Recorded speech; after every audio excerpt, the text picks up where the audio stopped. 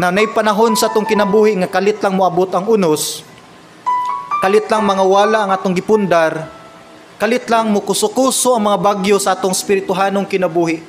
Wala ta na sayod unsa gyud, pero ang Dios nag-ingon nga usay kinahanglan na niya buhaton, gubaon niya ang imong gipang file diha tungod kay mo na ikadaot sa imong pamilya, sa imong future, relationship, health, career, uban pang aspect labi na sa imong spiritual life.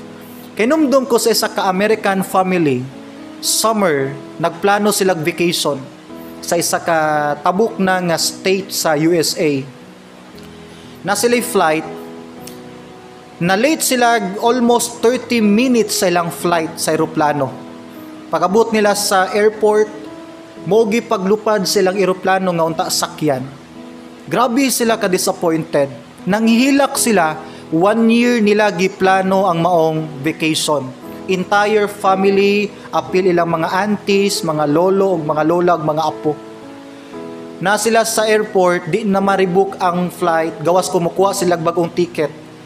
Na sila sa airport, dugay sila ka-recover. Wala lay 1 hour, naka-receive sila news sa screen sa airport. Ngang eroplano nga unta ilang sakyan, na-crash. Nagka-problema ang engine o dito na crash sa bukiran nga bakin, bisan isa wala gyud survivor. Again, ang Dios mas nakita niya unsa may tabo sa unahan. Usay ang pain nga na-feel nimo kay gi-fail sa Ginoo imong plans, gamay ra kay na compared sa mas dako kayo nga pain, trahedya nga naghulat sa unahan. I-consider gyud nga maybe ang failure karon sa imong life way na sa pagprotektar sa Ginoo nimo. Amen.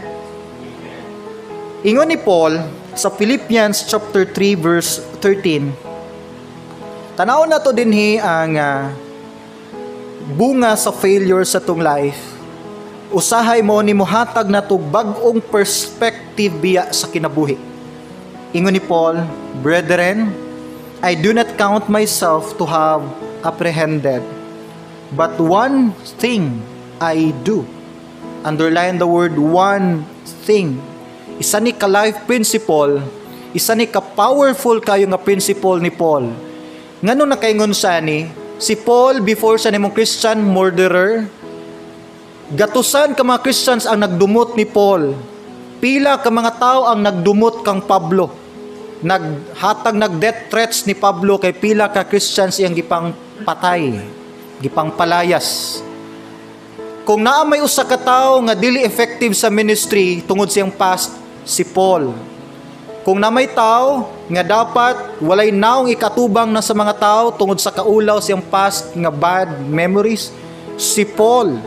Sa diyang na-convert siya sa Kristyanismo kang Jesus Christ, naglisod siya overcome, unsaon niya pag-preach, unsaon niya pag-atubang sa mga fellow Christians nga before siya ang mortal enemy. Unsaon niya pag-preach ni Christ nga before siya nag-cursed ni Christ.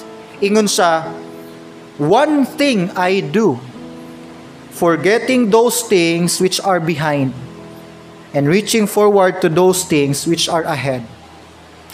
Kabalo mo nga nung nahitabo ni, ang conversion ni Paul dili smooth, dili nindot, dili nagkapi sila, nya nagdawat si Paul sa Ginoo nga naka-air condition.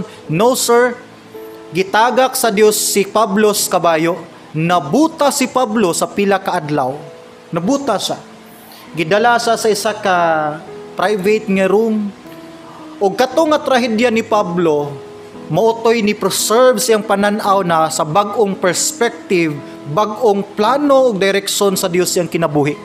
Giseran siyang Ananias, nihilak siya, nidawat sa Ginoo, ug didto gi-reveal sa Dios ang bag-ong plano sa Dios kang Pablo.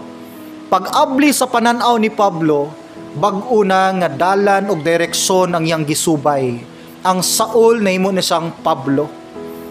Usahay ang circumstances, negative circumstances, ang mga failures sa tong life, tuyoon sa Dios para paghatag na tog bag-o nga panglantaw sa kinabuhi.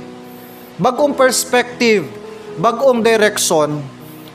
Dili tanang failure bunga sa imuhang mga pagkulang. Naay mga failure nga wa gyud dili nimo sala ba. Nay mga failure nga ang Dios gyud mo'y nagbabag nini. Tungod kay naa say mas best nga direksyon para nimo.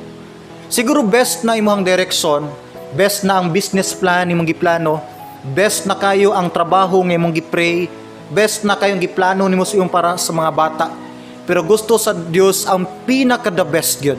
Munang naiusahay, babagan kaniya kay naapay mas pinaka the best nga i-offer siya sa imong kinabuhi.